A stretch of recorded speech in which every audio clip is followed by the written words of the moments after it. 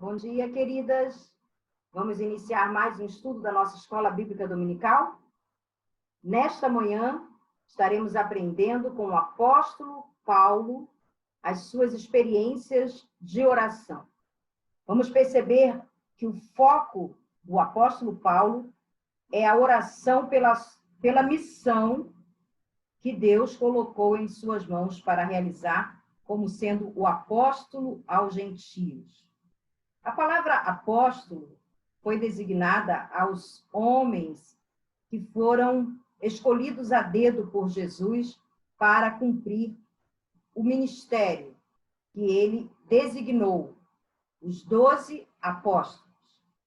Depois, com a morte de Judas, nós temos a eleição de um novo apóstolo, e quando Paulo tem a sua visão, indo à cidade de Damasco, ele próprio recebe do Senhor Jesus também a missão.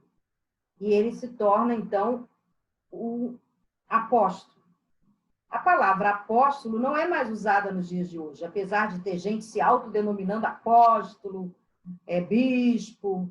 O título, na verdade, ele ficou restrito a esses homens que receberam a missão diretamente de Cristo. E hoje, quem recebe a missão diretamente de Cristo para fazer o reino de Deus crescer e prevalecer aqui neste mundo? É a igreja. Então, hoje, a igreja tem o apostolado. A missão de ser apóstolo é exatamente a missão que Deus designou agora à igreja. E o último dos apóstolos, o apóstolo João, levou consigo esse título específico a homens. Hoje, quando a gente percebe pessoas se auto-intitulando apóstolos, é uma mera e rasa hierarquia, é ego. Quem tem o ministério do apostolado? O que é o apostolado? O ministério do apóstolo é o ministério de fazer crescer o reino de Deus, de criar trabalhos da onde não existe nada, trabalhos primitivos, pioneiros. Muitos dos nossos missionários estão no campo fazendo esse trabalho, mas eles estão representando a igreja. Então, é a igreja que tem o trabalho do apostolado. E hoje surge uma nova palavra no meio evangélico, a palavra missional. Essa palavra quer trazer um efeito mais relevante do que uma igreja missionária. Uma igreja missional é uma igreja que se reconhece pela sua missão. Ela não faz missões, ela é missão. Ela é reconhecidamente designada por Deus para exercer o apostolado, que é fazer o nome de Jesus Cristo conhecido e promover o crescimento do reino. Então, essa é a ênfase da vida de Paulo. E é por isso que ele sempre orava. Por isso, o título da nossa lição, que nós vamos buscar aqui no auxílio dos nossos slides, é oração missional. Então, vamos aqui buscar os nossos slides para nos ajudar no decorrer do nosso estudo.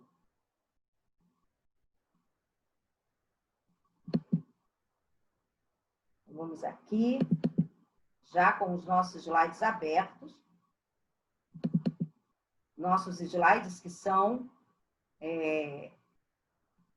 parte, não é, promovidos pela revista Compromisso, e outras partes a gente dá uma ajuda. E nós estamos, então, objetivando na manhã de hoje, conhecendo a experiência de Paulo na sua oração missional, compreender que orar é a missão primeira da igreja. Orar a Deus é a missão primeira da igreja. Quando nós recebemos de Deus a missão como igreja de difundir o seu evangelho e fazer crescer o seu reino, a nossa primeira tarefa é a oração missional. É a oração por esse encargo, por esta missão que Deus dá à sua igreja.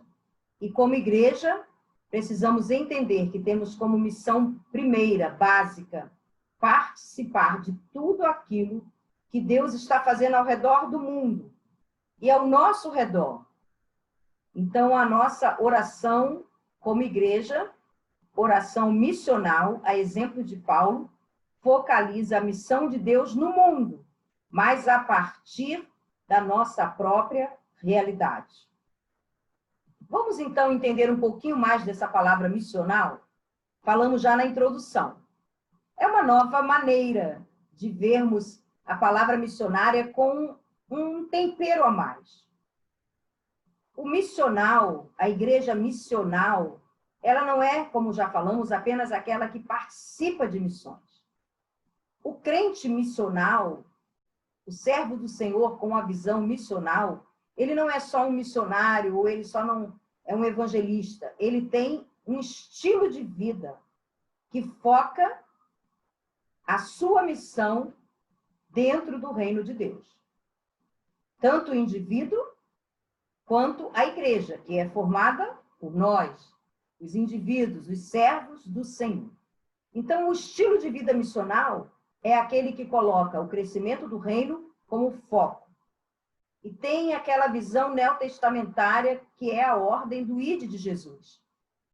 A visão missional vê missões como a razão de ser da igreja e missões relevantes na comunidade onde ela está inserida, ou seja, em Jerusalém, que é o nosso bairro, na Judéia, que é a nossa cidade, em Samaria, que são as cidades vizinhas, e até os confins da terra, que são missões mundiais, que a igreja foca simultaneamente essa visão de crescimento do reino de Deus.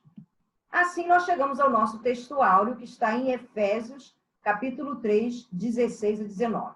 Nós não vamos ler, porque ele já faz parte de um dos tópicos da nossa lição. Mas aqui nós vemos Paulo escrevendo aos crentes em Éfeso sobre o seu desejo como aquele que pregou o evangelho, que difundiu o evangelho, que difundiu a palavra do Senhor, naquele lugar onde não existia o evangelho de Cristo. Ele que tem essa primazia de ter sido mensageiro do evangelho naquele lugar e ali fundado uma igreja, ele tem desejos espirituais sobre a vida daqueles irmãos ali. Em oração, ele está sempre rogando a Deus para que Deus venha fazer cumprir esses anseios espirituais na vida da igreja. Nós vamos chegar a esse texto no decorrer da nossa lição. E Paulo, ele tem um entendimento muito firme da missão da igreja.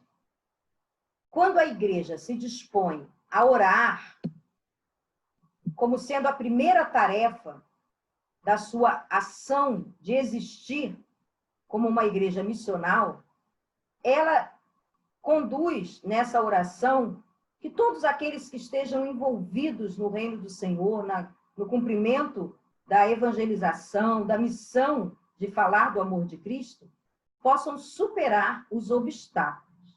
Então, nós encontramos aqui na segunda carta de Coríntios, capítulo 1, verso 10 e 11, Paulo agradecendo aos crentes em Corinto, porque eles oraram por Paulo. E Paulo percebe que, quando ele escreve a carta, a segunda carta aos Coríntios, ele está na cidade de Filipos. E foi ali, naquela cidade de Filipos, que Paulo foi preso, juntamente com Silas, por ter tirado o demônio de uma mulher que fazia adivinhações. As irmãs estão lembradas dessa história. E os donos daquela serva, que ganhavam dinheiro com essa prática das adivinhações, ficaram contra Paulo e levaram Paulo e Silas a serem encarcerados. E ali na prisão, Paulo sofreu, Silas sofreu, mas Deus veio, provou o seu amor, o seu poder. E vocês conhecem a história, quando o carcereiro se converte a Cristo, ali naquela prisão.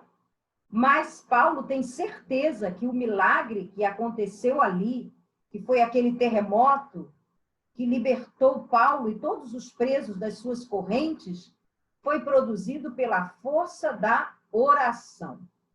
Ele agradece aos irmãos em Corinto porque sabia que os irmãos estava sustentando tanto Paulo quanto Silas em oração na sua missão de pregar o evangelho. E assim, é uma tarefa da igreja missional lutar em oração pelas causas do reino de Deus. Da mesma forma, Paulo recomenda aos crentes em Roma, capítulo 15, verso 30 da carta aos Romanos. Recomendo, irmãos, por nosso Senhor Jesus Cristo e pelo amor do Espírito, que se unam a mim em minha luta. De que maneira? Indo nas viagens missionárias de Paulo? Não. Orando a Deus em meu favor. Então, a igreja missional tem como oração o ponto de partida para o cumprimento da obra missionária, da obra evangelizadora, da difusão do reino do Senhor aqui neste mundo. Enquanto Igreja de Cristo, nós somos a agência deste crescimento. E Paulo está sempre incentivando as igrejas por onde ele passou, fundando. Quando ele escreve cartas a essas igrejas, ele incentiva que as igrejas orem pela causa do reino. Nós estamos sempre, irmãs, orando pelas causas nossas, da nossa família, da nossa irmã em Cristo, por saúde, por emprego, por questões financeiras, por questões de relacionamento. Nada disso é errado, ao contrário, Deus quer que levemos a Ele os nossos pedidos em oração em nome de Jesus. Lembra da nossa lição passada? Mas devemos ter prioridade em colocar em nossas orações as causas do reino. Vamos lembrar da carta do livro de Atos? Lá pelo capítulo 13 do livro de Atos, nós encontramos a igreja de Antioquia em oração e jejum pela obra do Senhor. Não era a igreja de Jerusalém, era a igreja de Antioquia que teve essa visão do Espírito Santo de encaminhar Paulo e Barnabé para a primeira viagem missionária, para a expansão do reino do Senhor. E isso aconteceu porque a igreja se colocou em oração. Então, se hoje o evangelho chegou até nós, foi porque a igreja de Antioquia recebeu em oração e jejum, uma visão para que saísse ao mundo conhecido da época para pregar o evangelho. E para isso enviaram 2 mensageiros, Barnabé e Paulo. E depois continuaram enviando outros. E a obra missionária foi crescendo. E as igrejas fundadas nas viagens missionárias de Paulo também ajudavam no sustento missionário. E nós vamos ver isso também nas nossas mensagens bíblicas desta manhã. Então, quais são os motivos que a Igreja de Cristo, que eu e você, como crentes missionais, uma igreja missional, quais são os motivos primeiros que temos para orar? A missão de evangelizar, a missão de fazer Cristo conhecido, a missão de semear. E é a tarefa primordial da igreja missional. Nossas orações, irmãs, estão tendo foco nessa visão de abrangermos a missão de Deus no mundo em nossos pedidos de oração? Podemos começar a fazer essa tarefa nas nossas orações devocionais, nas orações que fazemos em nosso lar, com os nossos membros da nossa própria família, nas orações no templo, quando estamos podendo ir ao templo, nas nossas correntes de oração. Podemos focalizar a missão de Deus para o mundo, a partir da própria comunidade onde a igreja está inserida. Que tal olharmos para a comunidade da nossa igreja e vermos as necessidades das pessoas que circulam a nossa igreja? E que tal começarmos a focar, orando por essas necessidades e Deus desperta na vida da igreja uma nova missão, uma nova tarefa, de alcançarmos as pessoas que são vizinhas à nossa igreja. A nossa igreja está numa área comercial. Quem são os nossos vizinhos? Os comerciários, as pessoas que vão comprar, as pessoas que circulam pela rua, os ambulantes, os moradores de rua. Quem a igreja pode e deve focar para cumprir a missão de Deus no mundo?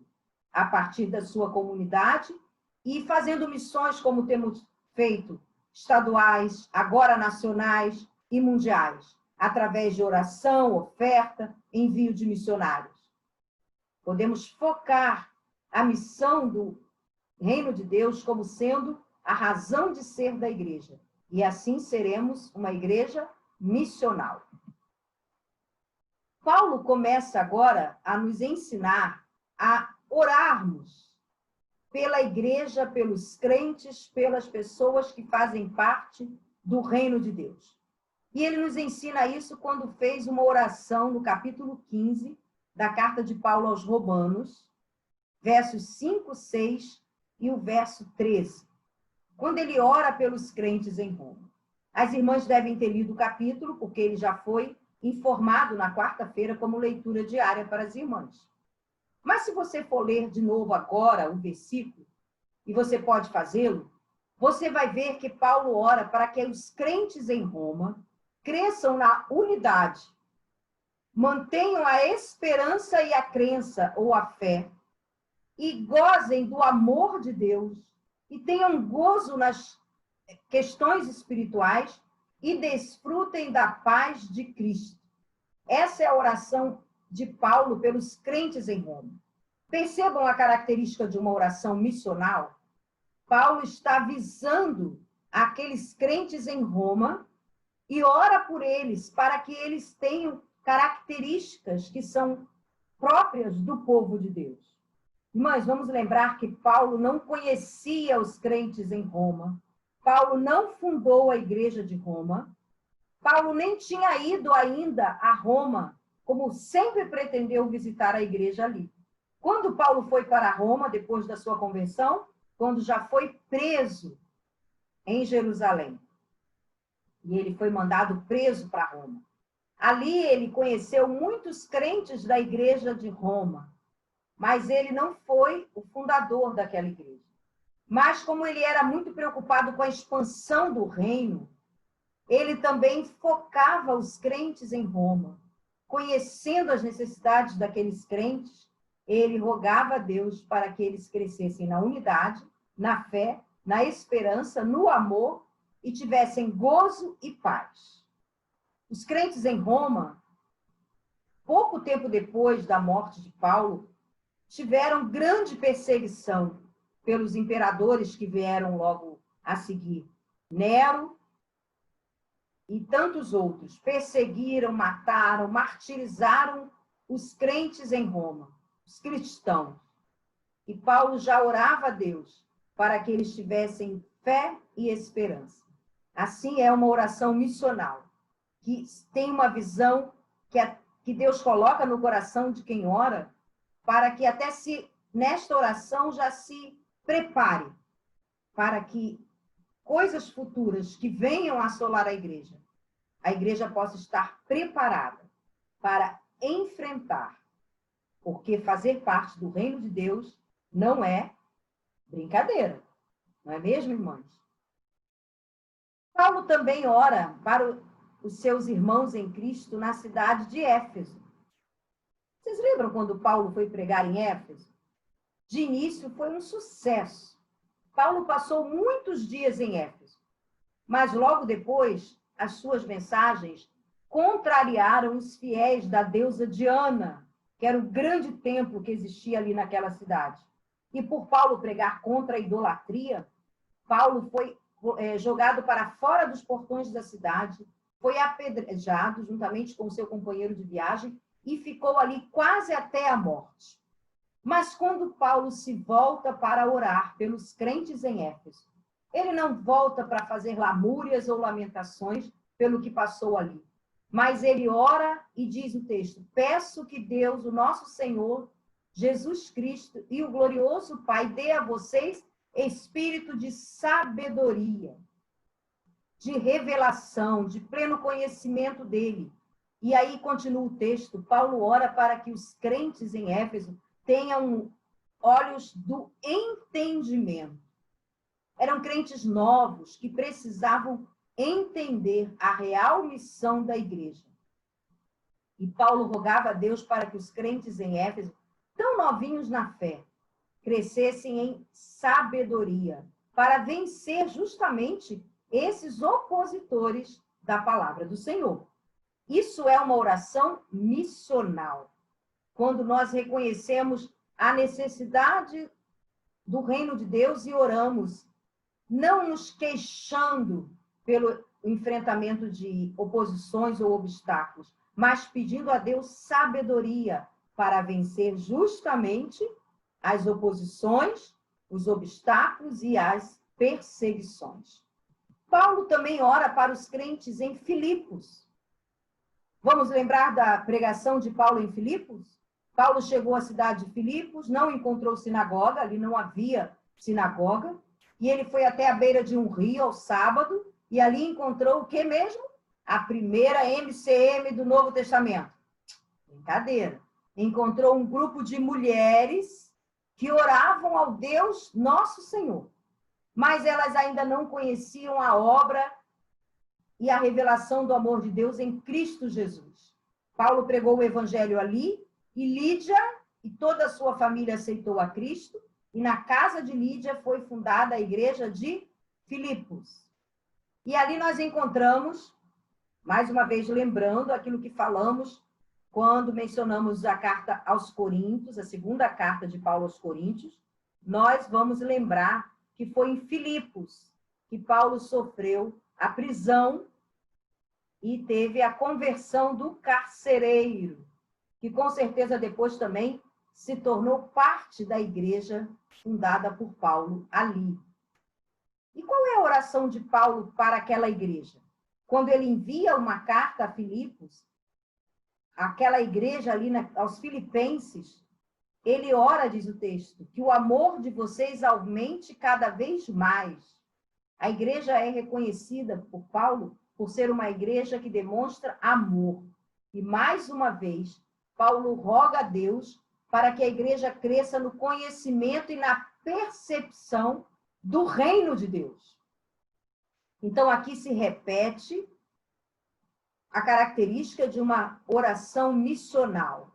É quando a igreja ora com sabedoria, com amor e com conhecimento e percepção das necessidades do reino, da sua missão, do que ela precisa e deve fazer para alcançar outros para Cristo. Então, a igreja de Filipos também foi alvo da oração missional. Veja, irmãs, Paulo está sempre orando para que a igreja prevaleça, permaneça, cresça. Não para que se torne uma grande instituição, mas para que tenha percepção das necessidades do reino e uma visão da missão que Deus quer para que cada igreja realize na expansão do seu evangelho. Então, esta é a característica da oração missional. Aquele servo do Senhor que se dispõe a orar pela igreja, pela expansão do reino de Deus, pela evangelização no mundo, para que possamos mostrar o amor de Deus na comunidade em que a igreja está inserida, para que possamos, com amor, contribuir para a obra missionária, para que possamos lembrar do missionário que está no campo. Tudo isso faz parte de uma oração missional. Um resumo do que está escrito em Efésios 3, 16, 19. Para que vocês, Paulo ora para os crentes em Éfeso, sejam cheios de toda a plenitude de Deus. Uma igreja missional, ela tem a visão real da sua missão no reino. Ela não faz missão, ela é a missão. E ela precisa estar cheia da plenitude de Deus para crescer em conhecimento, para ter gozo, para ter alegria, para ter amor, para ter discernimento, para ter disposição em difundir o evangelho, para ter unidade na igreja, porque é a igreja unida que demonstra amor à comunidade. É a igreja unida que faz crescer e ser reconhecida como sendo uma igreja de Deus. Lembra que Jesus nos falou? Que quando nós amamos uns aos outros, somos reconhecidos como sendo do próprio Deus, filhos de Deus, igreja de Deus. Então, para que possamos ter todas essas características de uma igreja missional, nós precisamos ter essa visão de que a oração é a base de toda a proposta que Deus faz para a vida da igreja, para que a igreja possa exercer, como uma igreja missional, a sua tarefa missionária. Então, aqui nós estamos vendo a referência de Atos 13, de 1 a 12, que é exatamente aquilo que já mencionamos. Quando a igreja de Antioquia envia os missionários. Qual é a primeira atitude da igreja? A oração. Paulo, durante todo o seu ministério, quando escreve cartas às igrejas que ele fundou, ou que ele conhecia o seu trabalho, conhecia as suas necessidades, conhecia as suas qualidades, os desafios de cada igreja, ele escrevia cartas a essas igrejas, enviava mensageiros para levar as cartas, e nas cartas ele sempre expressava que, como um homem de Deus, um apóstolo do Senhor Jesus Cristo, e ele mesmo se intitulava apóstolos aos gentios, ele tinha uma postura missional. Ele orava para que cada membro de cada igreja pudesse ter a visão do reino, da missão que Deus colocou na mão de cada irmão e de cada igreja para fazer o evangelho de Jesus conhecido e a expansão do reino de Deus no mundo. Irmãs, precisamos, como crentes em Cristo Jesus, a exemplo do apóstolo Paulo, não só orarmos pelas nossas necessidades, mas como uma igreja missional e missionária, colocarmos como prioridade nas nossas experiências de oração a expansão do evangelho, o crescimento do reino e a prevalência e a permanência da Igreja de Cristo no mundo em que vivemos. Sabemos, e não podemos negar, que estamos vivendo já prenúncios do que o livro de Apocalipse nos traz. O livro de Apocalipse foi escrito às 7 igrejas da Ásia Menor, pelo último dos apóstolos, o apóstolo João. E quando João escreve a essas igrejas, ele menciona características específicas que Jesus o orienta, porque a visão de João ele recebe do próprio Jesus, e João escreve a cada igreja, e para cada igreja ele tem uma mensagem específica do Senhor Jesus. E na grande maioria das igrejas há uma expressão, o anjo da igreja diz, conheço as tuas obras. E aí vem a relação daquilo que a igreja ou está fazendo, ou está deixando de fazer, e o que a igreja precisa mudar. E o que a igreja precisa ter para se aproximar mais do anjo da igreja, que é o Senhor Jesus Cristo. Para se aproximar mais do objetivo, do propósito de Deus para a vida da igreja. Então, hoje, nessa manhã, o desafio para nós, como crentes, é termos a visão missional. Nós não estamos aqui só participando da obra missionária. Nós temos na essência da nossa vida cristã a visão de que somos dados por Deus, temos por Deus uma missão, tanto o servo do Senhor quanto a igreja de Cristo. Ela não é apenas uma igreja que fala de missões, que ora, que contribui. Ela é uma igreja que tem uma missão.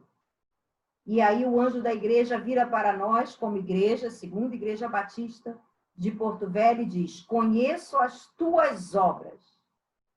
Que obras nós estamos apresentando a Jesus Cristo como uma igreja missional? Ele pode ter até elogios para fazer, mas com certeza vai fazer algumas críticas. E como servos do Senhor Jesus, devemos orar pela igreja de Cristo, na qual estamos inseridas. Se temos visto coisas que precisam ser mudadas, trabalhadas, melhoradas na nossa igreja, vamos orar por essas causas.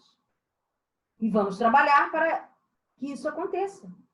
Para que, assim como o anjo do Senhor, que é Jesus Cristo, está olhando para a nossa igreja e vendo as nossas obras, que nós possamos também ter uma visão da missão da igreja e orarmos por essa missão para que nós possamos fazer o evangelho do Senhor Jesus conhecido no mundo e a expansão do reino de Deus. Que Deus nos abençoe, queridas. Um beijo bem grandão para vocês.